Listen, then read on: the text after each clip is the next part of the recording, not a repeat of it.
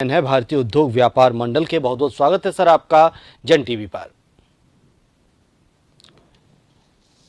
जी बाबूलाल जी, आज भारतीय उद्योग व्यापार मंडल की ओर से विरोध जताया जा रहा है, मंडियां बंद हैं। आखिर क्या वजह है कि ये विरोध जताया जा रहा है? क्या आपकी सरकार से मांग है? तो सीधी सी मांग है कि इन्होंने जो आटा, मैदा, चावल, दाल, इस पर जो भी टैक्स लगा दिया, 13 तारीख से गजट कर दिया, 28-29 की उसमें जीएसटी काउंसिल में उसको पास कर दिया जी। तो हमारा कहना यही है कि भाई आप बराबर ये कह रहे थे कि आवश्यक वस्तुओं पर तो कोई टैक्स लगेगा नहीं, तो फिर आप ये टैक्स कैसे लगाया है? जी। प्रधानमंत्री जी ने भी कहा और वो आपके जो पहले वाले वित्त मंत्री थे उन्होंने भी कहा, और अब ये धीरे धीरे केवल नहीं टैक्स नहीं लगाया। अगर मान लो मैं आटा अगर पीसता हूँ और उसकी चक्की मुझे चाहिए तो उस चक्की को भी 5% से 18% में कर दिया। और अगर मान लीजिए मैं स्टोर करता हूँ कोई भी गेहूँ, चावल किसको, तो उसके पहले टैक्स नहीं था, उस पर टैक्स लिया है 18%। तो कुल मिलाकर के ये ट्रेड को खत्म करने की बात आ गई है। इतना प्रेशर इनका, फिर पता चला कि साहब पहले जो ब्रांड था, ब्रांडेड लोग थे, उनका प्रेशर है कि सबको एक साथ ऐसा करो। तो 1% आदमी के लिए इन्होंने 99% व्यापारी को तकलीफ में डाल दिया, चावल मिल, दाल मिल, आटा मिल को तकलीफ में डाल दिया।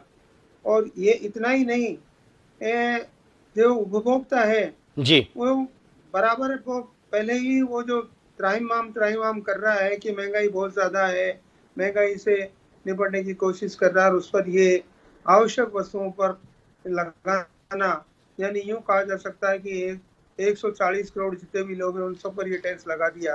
तो ये इस बोल करके हमने बंद आयोजित किया है। आज हमारा मुकम्मल बंद है, हमारी 7300 दाल मिलें बंद है। जी बिल्कुल बाबूलाल गुप्ता जी, जिस तरह से आप विरोध जता रहे हैं, जिस तरह से आज मंडियां बंद हैं, सरकार तक अपनी बात पहुंचाने की कोशिश कर रहे हैं, आप कह रहे हैं कि जब पहले कह दिया था कि ये वस्तुएं जीएसटी में नहीं आएंगी, अब जीएसटी में आ रही हैं। क्या आपको लगता है कहीं कोई वादा खिलाफी हो रही है सरकार की तरफ से? तो वादा खिलाफी क्या, ये तो ऐसे कह सकते हैं कि भाई कह कुछ और रहे हैं, कर कुछ और रहे हैं, यूं हो गया ये तो। जी, क्या आपको लगता है कि चंद बड़े व्यापारियों को, ब्रांडेड व्यापारियों को, अमीर लोगों को फायदा पहुंचाने के लिए ये सब किया जा रहा है?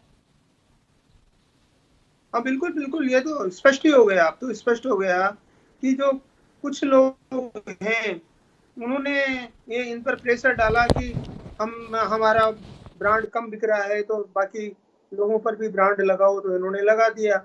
और ये भी था कि कृषि, अभी जब कोरोना में सारी मिलें पिट रही थी इनकी, ये जो बड़े बड़े थे लोग, इनकी सेल पिट रही थी, और हमारा जो छोटा छोटा व्यापारी था गांव गली में किराना पहुंचा रहा था, तो इनको ये लगा कि ये सबसे बड़ी जीडीपी का कारण है एग्रीकल्चर प्रोड्यूस। तो इस एग्रीकल्चर प्रोड्यूस पे इन्होंने हमला करवा दिया गवर्नमेंट से और इसको टैक्स पे लिया है। जी, अब आज जिस तरह से मंडियां बंद की गई हैं देश में, कितना नुकसान आपको लग रहा है कि गवर्नमेंट को इससे होगा और व्यापारियों को भी जाहिर है इससे नुकसान होगा? देखिए, राजस्थान की अगर मैं बात करूं तो करीब 2200 करोड़ का टर्नओवर का नुकसान हुआ है, और अगर मैं पूरे राष्ट्र की बात करूं तो करीब 60,000 करोड़ का नुकसान टर्नओवर की नुकसान हुआ है। जी, अब अगर सरकार अभी आपकी मांग नहीं सुनती है इस विरोध के बाद, तो आगे की रणनीति क्या रहेगी बाबूलाल जी? देखिए, आगे की नीति तो ये तो पूरे राष्ट्र का मामला है। वैसे तो हमने 9 अगस्त को एक राष्ट्रव्यापी